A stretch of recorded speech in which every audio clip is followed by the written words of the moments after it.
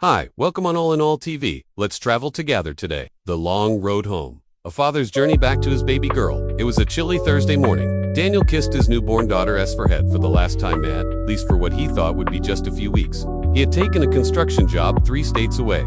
The pay was better, and with the new baby at home, every dollar mattered. He promised his wife, Maria, he'd be back before their daughter, Lily, turned 3 months old. What he didn't expect was how long and winding the road back would be, not just in miles, but in lessons. Chapter 1, Miles to Go. 3 months passed in a blur of work and sleepless nights. Lily's pictures filled Daniel's phone. He watched her grow through pixels, her first smile, her tiny fingers grabbing her mother's shirt, her wide eyes.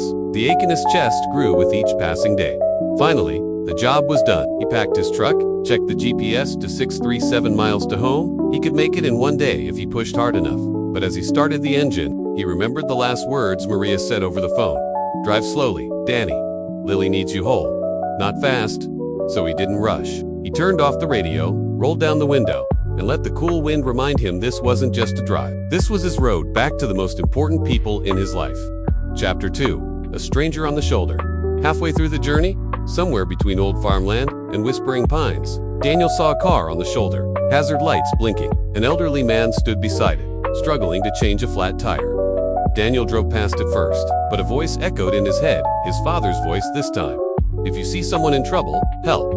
That could be me one day." He made a U-turn. The man's name was Walter. He was driving to see his granddaughter's piano recital. Daniel knelt in the dirt, loosened the bolts, changed the tire, and dusted off his hands. As Walter thanked him, Daniel simply smiled and said, "We all have someone waiting for us.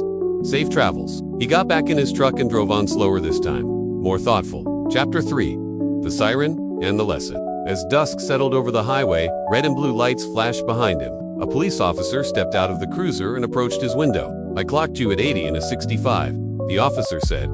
"Any reason for the rush?" Daniel sighed. "Just trying to get home to my little girl." The officer nodded, then glanced at the photo. Daniel handed him Lily, with a gummy smile, wearing a sunflower onesie. "Let her wait 10 more minutes, if it means you get there alive," the officer said, handing back his license. "Obey road rules," he added gently. "They're not just laws, they're love in disguise." Daniel thanked him and drove on slower, with his hand steady on the wheel. Chapter 4, Almost There. With only 50 miles to go, fatigue crept in like fog. His eyes burned, his shoulders ached. A sign appeared. "Rest area, 2 miles. He hesitated. "If I just keep going," but another voice this time, his own, answered back. "Your family is waiting, but not like this. Rest." He pulled over, reclined his seat, and closed his eyes. Dreams of tiny feet and soft giggles filled the truck's cab as he slept for an hour. Chapter 5, Homecoming.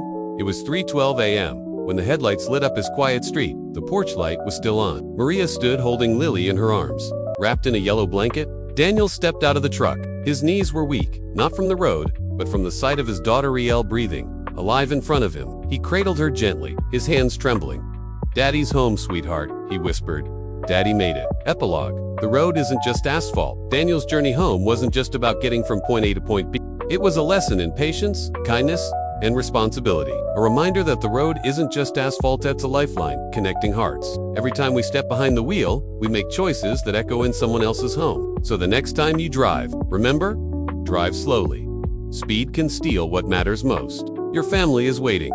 Don't let urgency, silence, love, help others, because someday, you might need a hand too. Obey road rules. They protect stories like Daniel's and yours. The road home is long, but if you travel it with care, you'll always arrive where love lives.